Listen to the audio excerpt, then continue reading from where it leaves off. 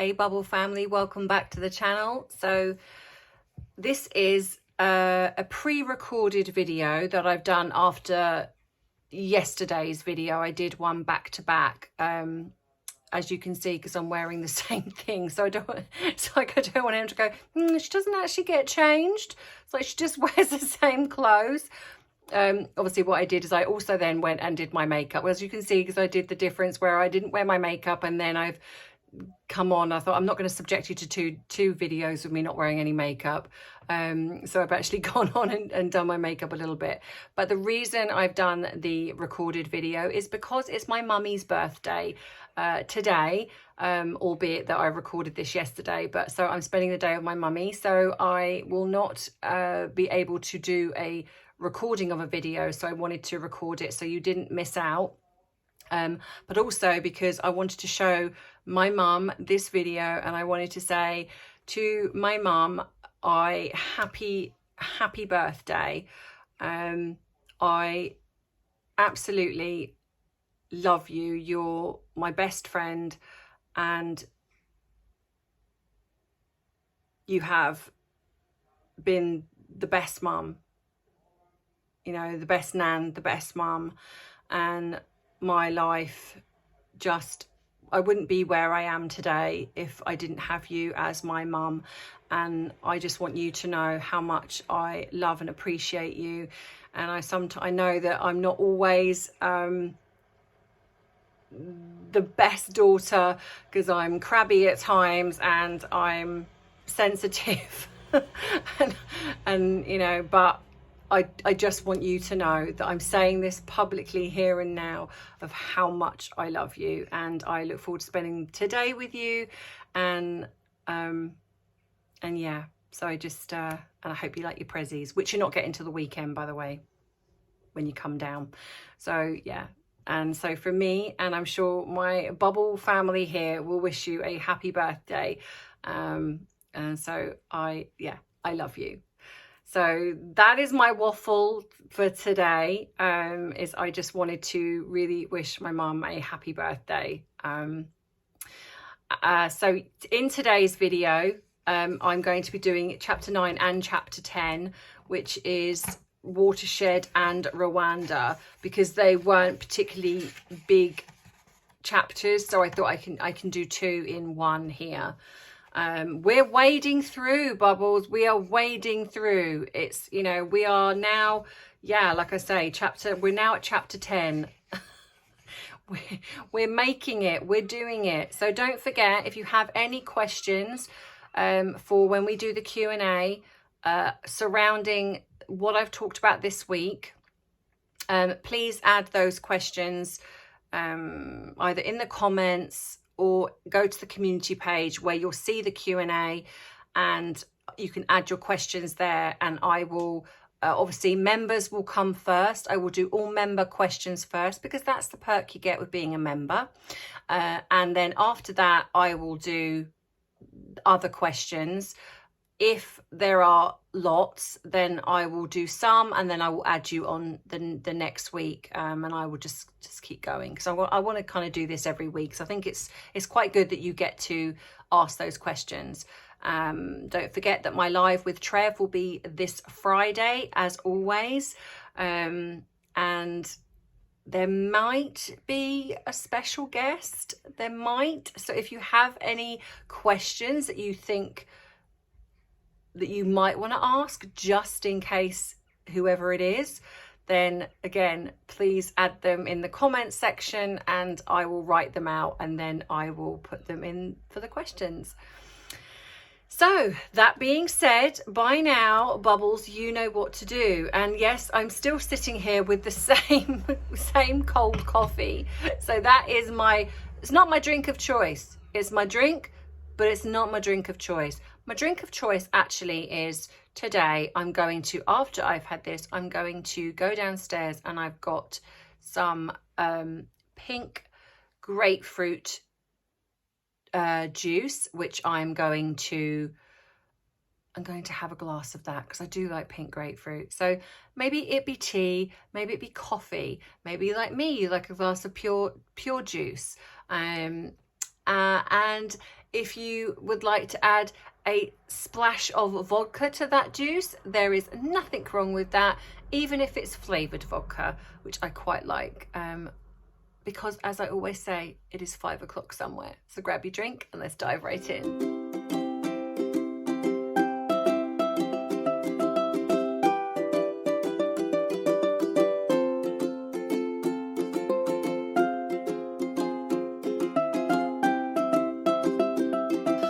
So Bubbles, in today's video, we are talking chapter 9, first chapter 9. So it's called Watershed. So among Hollywood players, Laurie Sale is a feisty, fast-speaking, well-known agent famous for securing marketing and branding contracts for her clients. In early 2015, Rick Ganau, not sure he's a Hollywood entertainment lawyer, contacted Sale, and he asked to secure a brand contract for his client, who happened to be Meghan. Sale had never heard of Meghan or Suits, which seems to be, like I say, the running theme. Nobody'd heard of her. However, after meeting the actress, Sale pitched her new client to Jeannie. Why do they have these long, double, triple-barreled names? Jeannie Von Judis Miller. I'm just going to say Von Miller, the head of marketing of Reitman's, Canada's largest women's clothing retailer. In the midst of Suits' successful 5th season, Meghan had already persuaded the store to promote their clothes on the TIG. Meghan would be paid $162,100 plus 7% royalties on the sale of all the products associated with her campaign. This was a watershed moment for Meghan. No serious, this just literally shows how up her own behind she is. No serious Hollywood star she knew would associate themselves with Reitman's, a brand whose clothes cost under $100, £60, and for only $15,000 a day. After income tax, agent's commission, she'll be left with half the amount. She longed to be the face of Ralph Lauren, not Reitman's. Honestly. Filming started on the 6th of August. Meghan checked into Montreal's Ritz Hotel. A list of demands preceded her. She requested in her room and on location green juices, vegetables and high-end bottled water. Evian and Fiji were rejected in favour of a designer brand. The car to take her back to the airport was not booked. Meghan exploded. Honestly, the way she treats people is just shocking to me. Hard graft had secured an advance in Meghan's career. The downside was that every small success was accompanied by disappointment on the bigger stage. Hollywood repeatedly rejected her because Hollywood didn't like her. The thing here is, if she's now starting to be known as a diva, Hollywood talk. You know, they communicate. So if she's being known as a diva, it's going to circulate that she's a diva and they're not going to want to work with her. She's not Angelina Jolie or other huge celebrities, bankable celebrities, who can afford to be divas, albeit I don't agree with it, but they can afford to be because in the films that they make the company big bucks. It would be a bit like Jason Momoa turning into being a bit of an arse. They'd be like, we don't care. He can be as much of an arse as he likes because at the end of the day, he brings in the big bucks. He makes us money. So we don't care. Meghan didn't have this. No one cared about her. And, so she's in her own head. She thinks she's a Hollywood star. So she's acting like a diva. But actually, she can't afford to act like that because no one likes her. She's not talented. So...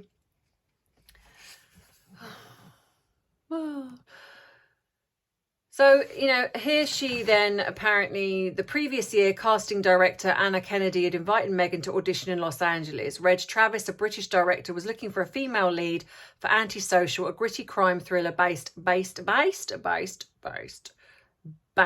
in London. Wilting in the Los Angeles heat, Travis was instantly impressed by the cool, charming Meghan. Well, of course, because that's exactly how she does it. Booked for the film, she arrived in London amid acrimony that her demand for transatlantic flights and luxury accommodation had been rejected. Travis complained that she was unhelpful in every way during the shoot. Greg Sulkin, her younger co-star, also discovered that despite their close relationship, Meghan was high maintenance. Really? Well, there's a shock. During that same trip to London, she went with Gina Nelthorpe-Cohn to a small meeting addressed by Emma Watson, her hero and role model. At the end, she asked to meet Watson. The actress rejected the request. The snub was mortifying. Now, don't get me wrong. I can understand that if you are wanting to meet your idol, being snubbed by that idol is awful. I don't know what Emma Watson is like as a person. I don't agree with how she's behaved in regards to J.K. Rowling, but at the end of the day, that's her choice. You know, she's entitled to how she feels. So I can imagine that snub was pretty bad. But when Meghan has behaved the way that she's behaved to people, it feels like a bit of karma, to be honest. But apparently she then didn't write anything about this snub. She then goes into talking about it on her TIG. I was in London, she wrote to her followers, to support Emma Watson in her He for She initiative for UN women. She concealed the setbacks, and even describing Elizabeth Nyamura as a mentor. So she never puts in that she actually lost the plot with the UN women and actually decided that she didn't want to work with them anymore because it didn't give her what she wants. And then she's there saying that she's there to support Emma Watson when she didn't even meet Emma Watson. I mean, you have to hand it to this, the lies that she's willing to tell. And I wonder if, because back into that, then even though she's writing on her TIG, it wasn't the way social media is now. I really think that she wouldn't have got away with this now. I think because people do a lot more research on things, and I think they would have called her out by now. So she'd have, putting this on Twitter and stuff like that, they would have been like, you're lying. What are you talking about? You're lying. So it says here that she needed a breakthrough. So then one unpaid highlight of the merry-go-round was Marcus Anderson's invitation to celebrate the opening of Soho House in Istanbul. Endlessly posing for photographs with other guests, she was disappointed that unlike the celebrities at the party, she was not named in any of the pictures published by the media. Meghan's anonymity beyond Toronto was irritating her. So, here we have still that, she's still not, no one knows about her. In a bid to persuade the chief executive, she and Gina waited in a London hotel lounge to perform another pitch. She was done up to the nines, looking stunning, observed Cohn, whatever her name is. Meghan asked a waiter for a speciality tea. Served in a German-style mug, Meghan looked at the tankard familiar in a beer festival and exclaimed, "I can't have this. This is not on brand." Diva. "Take it back," she says. The waiter returned with a china cup and saucer. The meeting ended without a contract. Well, not a surprise because she's rude to everybody. Weeks later, she returns to London to watch a rough cut of Antisocial, and apparently a friend tells her how awful it is. Meghan agreed that her film, her 13th brief appearance, was best buried. So now she was where it says earning money was her priority. Thomas Markle also had noticed a change in his daughter. Ever since he had contributed to Meghan's wedding, he'd been short of money. Meghan had offset his problems by part financing the purchase of a new car. The rest was paid by a loan, and helped him move home. His latest written request provoked a phone call from Toronto. "I've checked with Andrew," said Meghan, referring to a business manager, "and I've given you $20,000 over the last 2 years. Thomas Markle says he was shocked that she was keeping a close track of the money, and he said this to her, revealing that she knew to the last dime how much she had given him compared to the $500,000 he had spent on her education. He said the $20 is a spit in the bucket. Meghan remained silent, but her anger was obvious. I have mixed feelings about this. Now, I do feel sad for Thomas, and I openly said this before on many occasions.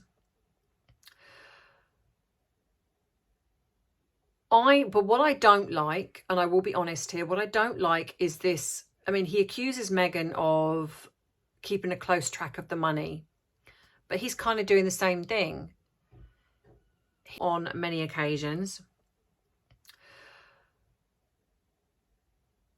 But what I don't like, and I will be honest here, what I don't like is this. I mean, he accuses Meghan of keeping a close track of the money, but he's kind of doing the same thing. He chose, that's like me saying to my kids, well, I've paid for all of your clothing, your this, your that, you owe me. If I was short of money, you owe me. I would never as a parent dream in a million years of saying something to even if I was broke, I would never, ever in a million years say that to my children. And I don't even think I would even ask my children for money. I have too much pride for that. Now, morally, I would like to think that if I was struggling, that my kids would step up and help me out. Absolutely. But not because I think that they owe me, but because I think it would be nice to know that I've raised two kind young men that would want to help their mum out if their mum was struggling. But as a parent, to be honest, the chances are they wouldn't even know I was struggling. So, this would only be like if they by chance found out. Because I wouldn't tell them. Because it's not their job to look out for me. I would want to know that I've raised two young men that would want to, but I still think I would be like, no, I don't want your money. You keep your money. That's for you. So as much as I don't like Meghan, and I really, really don't, and I don't like how she's treated her father in comparison to the compassion and kindness that she should show as a daughter, this I struggle with a little bit, because I feel that he does seem to think that she owes him. And I don't agree with that. It obviously, if you're earning a lot of money, I would ask why wouldn't you want to help your parent? But that's a moral thing. And that's, again, that's Meghan's choice whether she does or she doesn't. And that's something she's got to answer to. But for Thomas to kind of act as if she owes him because he's chosen to give her everything. She didn't, I mean, all right, she kind of asked, but she didn't force him to. He could have said no at any point. He could have said, no, I'll put some money aside for you, maybe, or, whatever, that's fine.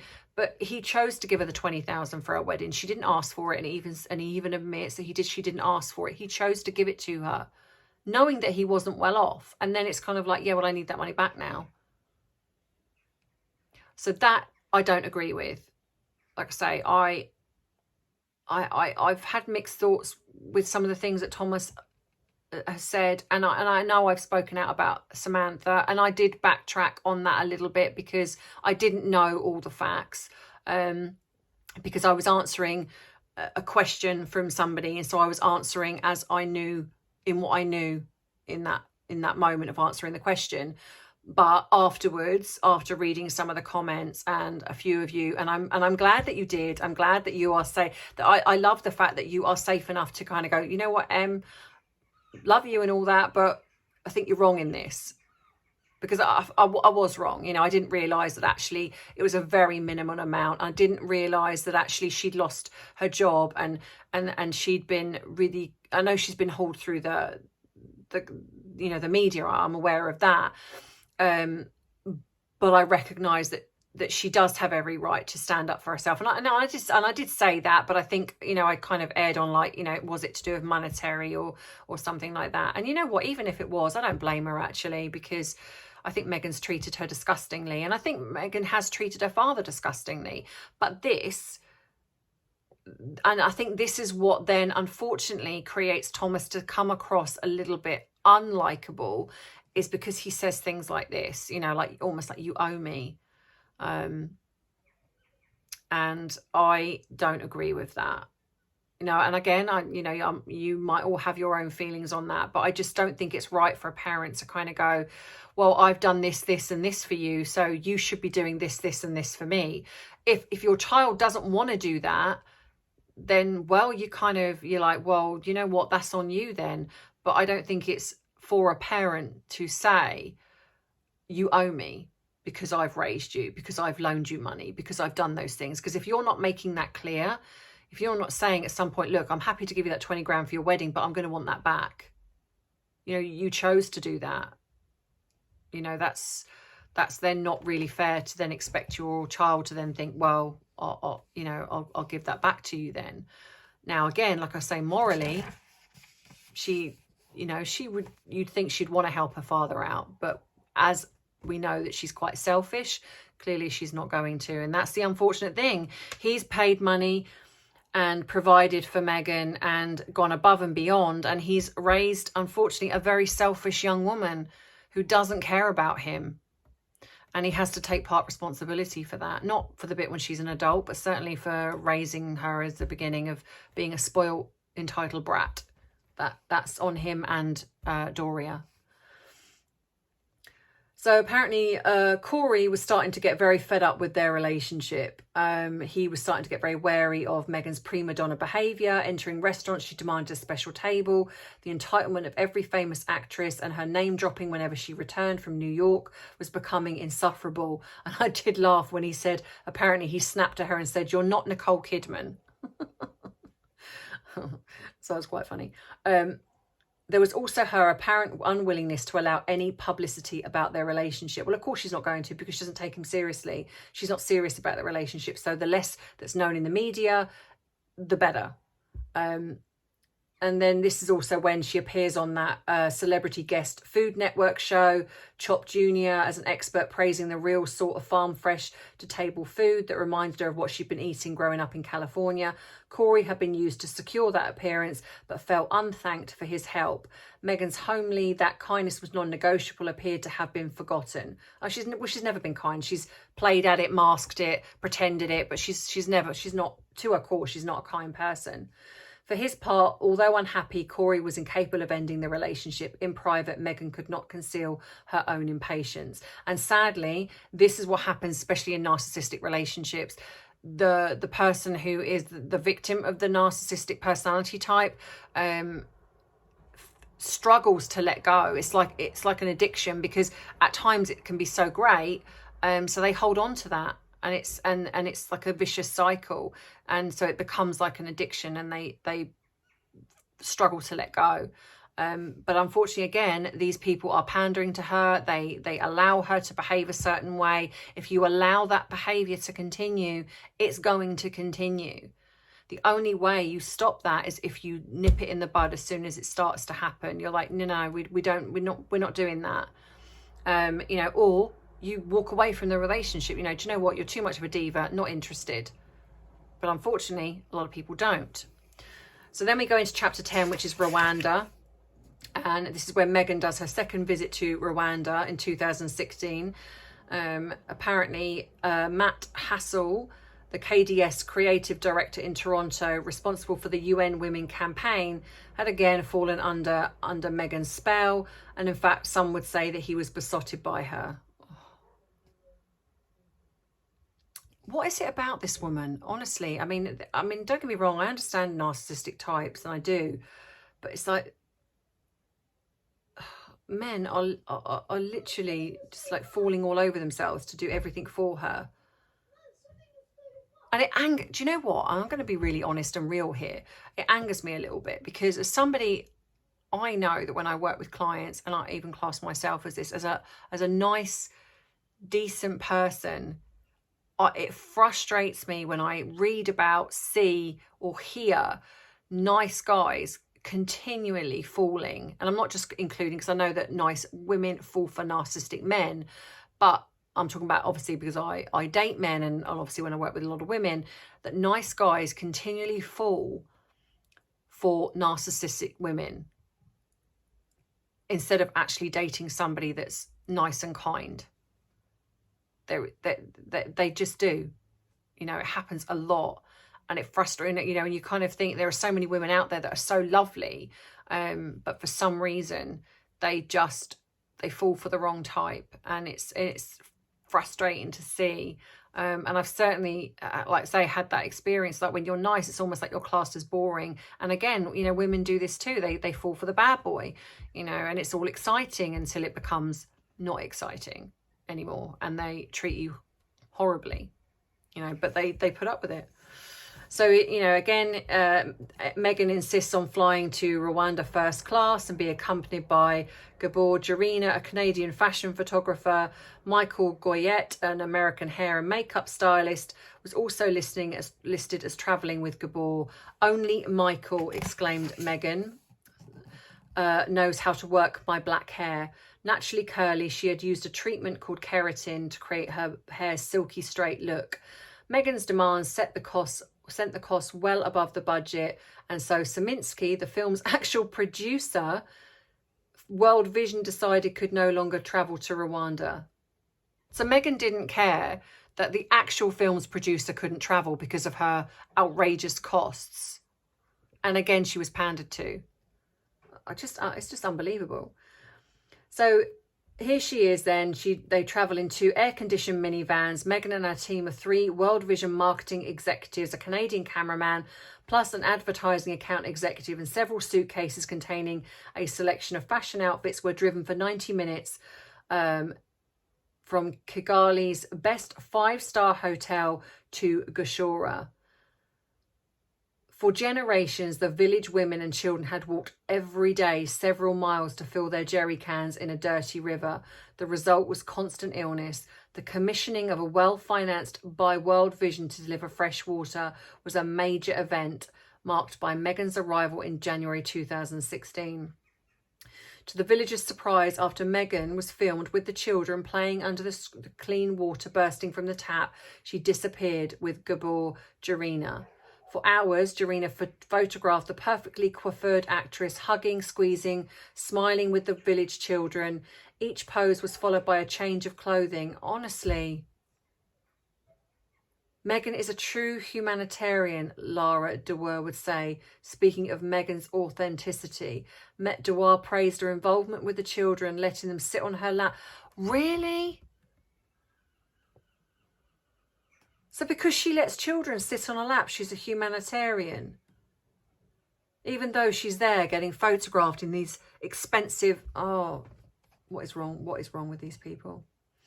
Once she returned to the village, Meghan was filmed admiring children's painting images of their lives on paper supplied by the charity. The watercolour project, conceived by Matt Hassel's staff, illustrated the value of the charity's work to supply clean water. Strangely, Dewar would wrongly claim that Meghan was the creator of the project when she wasn't. I'm sure Meghan didn't correct that either. Throughout the 4-day trip, Meghan was impeccably considerate to the accompanying team. She ensured there would be no repeat of her UN experience. Back in Toronto, Meghan hosted a party to raise funds for another well. Thanks to her, Mulroney's and other Toronto stars came to Loomis, a downtown gallery, to see the children's paintings. Their money, Meghan exclaimed to the guests, would allow more village children to go to school rather than spend their day carrying water. This water is not just a life source for this community, Meghan said in this video's commentary, but can really be a source for creative imagination and dreaming and hoping for something even greater than they can even imagine. You'll feel really good at the end of the day knowing that you've been part of that. Her efforts that evening raised $15,000, around £9,000, enough to build another well. That box was ticked. Now, don't get me wrong, I applaud that. You know, I think no matter what, I think if someone else benefits from the way these celebrities behave, especially in these, underdeveloped countries, then I'm all for that. You know, absolutely.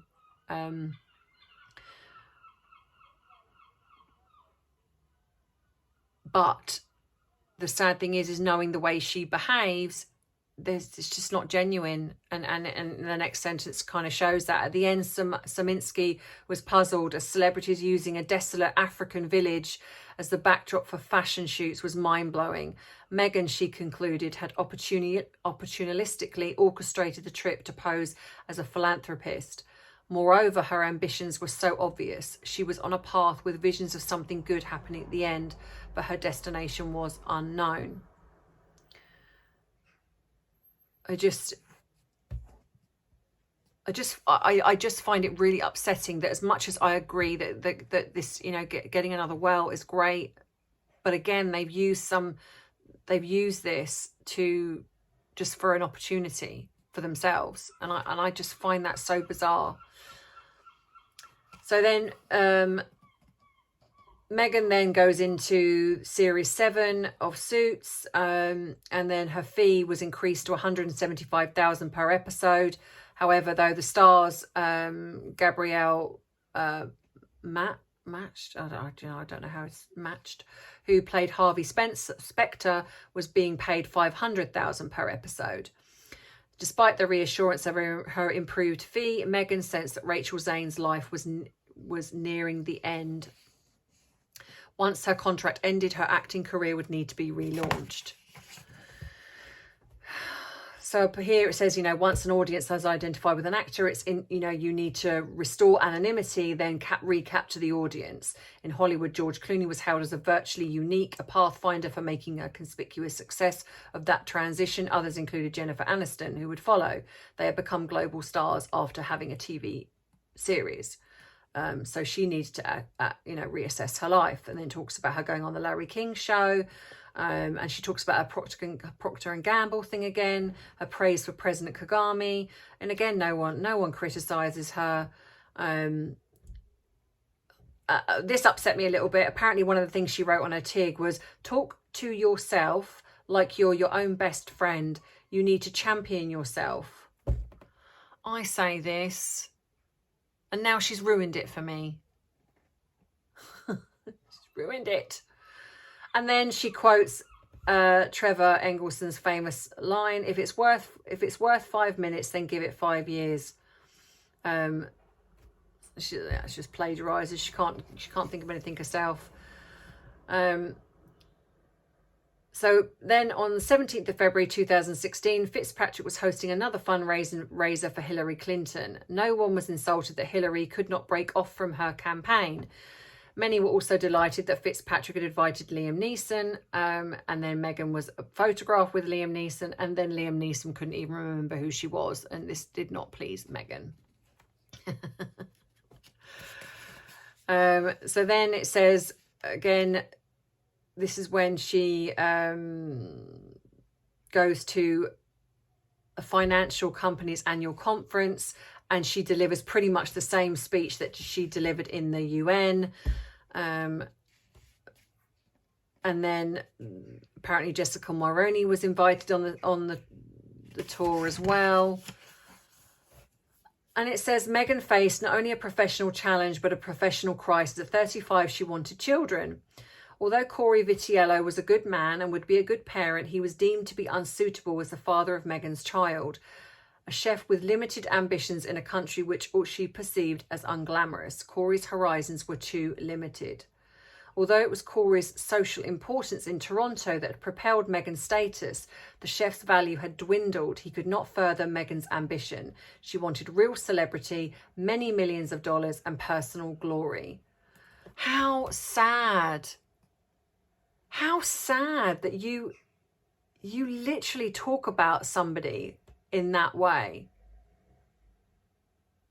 You know, it's she, you know, you can really see that she has no value for men. You know, they really are just a commodity for her, for who she can use. And I feel, like I say, I feel sad for Corey, because he's either going to read this or he's going to hear of this. And I just think the poor guy, he wanted to believe in her. And she really did just use him to further her career. And then when she got as far as she could, like with Trevor, like with Thomas, and what she'll do with Harry, you know, she'll get to that point, and then if she hasn't been given what she wants, like with Harry, it's Hollywood. And you know, or whether she believes that she can enter the White House, which I don't think she can. But in her, you know, we've got to remember, this is not reality. In Meghan's world is not based on reality. She thinks she's good enough. So if Harry cannot give her that, she will dump him. She will dump him. I mean, she's already in the devalue phase with him. Look at the way she looks at him, the way she treats him. It's, yeah. So this is when apparently Gina says to her, you know, come to London. You know, if you want to break through in Hollywood, you know, what you need to do is you need to break through in Britain, and on the strength of that success, bounce back to Los Angeles. And what I've written here is, and there you have it, the plan behind Harry and going back to LA. So I think this is right from the word go. This has always been there.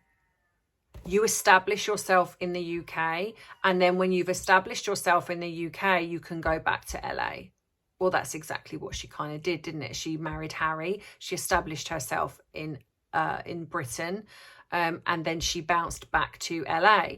The problem being is that she bounced back to LA around the time the pandemic happened. So everything ground to a halt. And then not only that, is that she's failing to see that she has no talent. So this is why Hollywood is not interested in her, because they don't care that she's married to Harry. She has no talent. But I think in her mind, she thought, I'm on you know, this global stage of being married to a royal.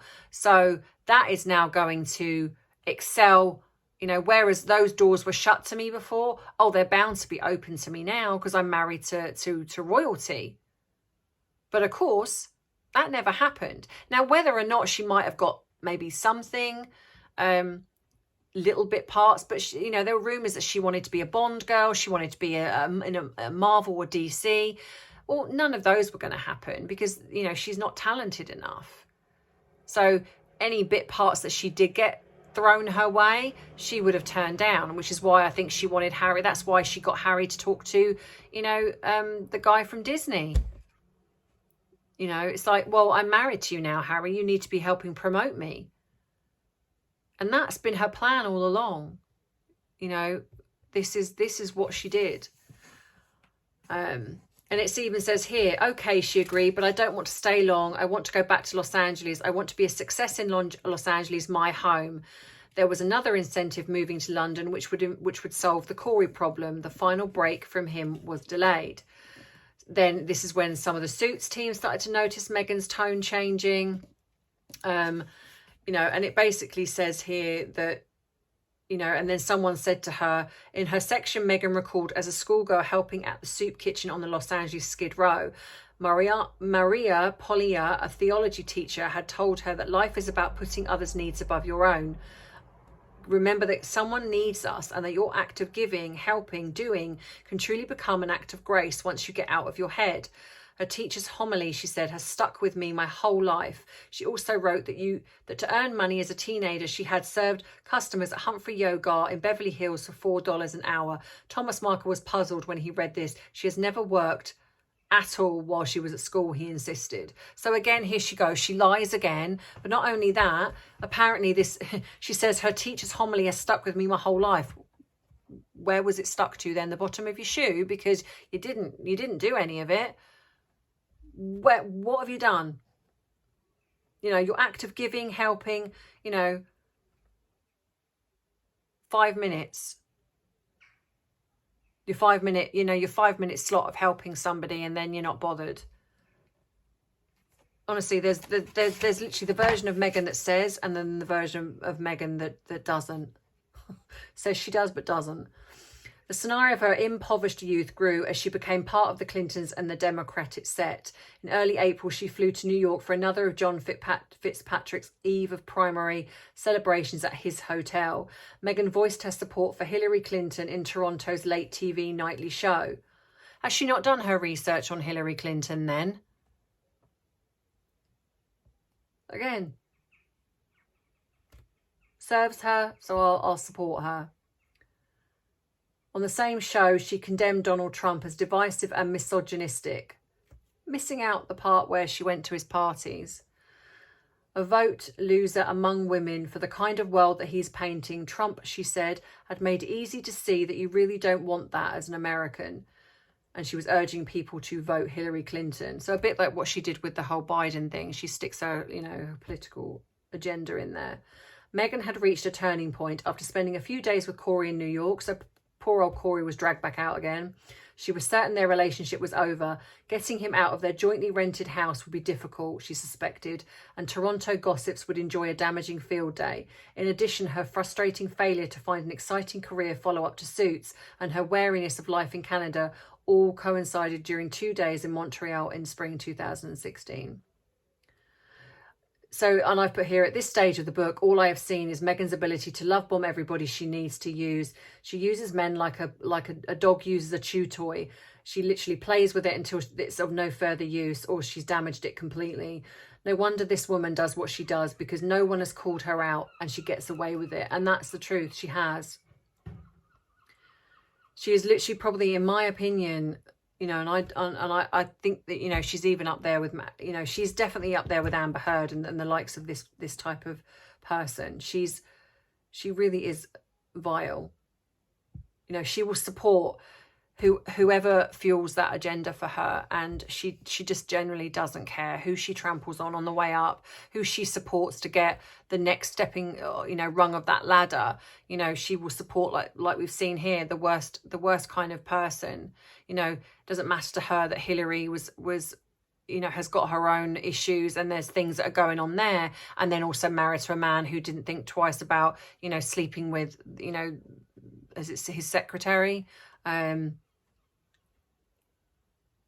You know, whether or not, you know, there's more to things or whatever it is, because obviously in the UK, you know, we only get to see certain snippets of things, but, you know, it's not a far stretch, you know, and I'm sure that I read that didn't the Clintons go to Epstein's Island? Weren't they part of that? You know, and who else was there? It's not a far stretch, is it? Allegedly. So that's what, again, so that's my take on those two guys. So as always, let me know what you think in the comments, like you always do.